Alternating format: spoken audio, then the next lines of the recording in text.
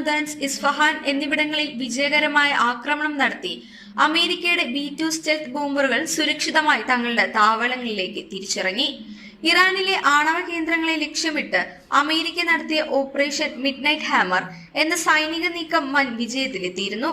Iran സൈന്യത്തിന്റെ കണ്ണുവെട്ടിച്ച് അസാമാന്യമായ കൃത്യതയോടെയാണ് America ഈ ദൗത്യം പൂർത്തിയാക്കിയത്. 25 മിനിറ്റ് കൊണ്ടാണ് ആക്രമണം നടത്തിയത്. US സൈന്യത്തിന്റെ നേരെ ഇറാന്റെ വ്യോമ പ്രതിരോധ സംവിധാനങ്ങളിൽ നിന്നും യാതൊരു ആക്രമണവും ഉണ്ടായിട്ടില്ലെന്ന് US വിശദമാക്കി.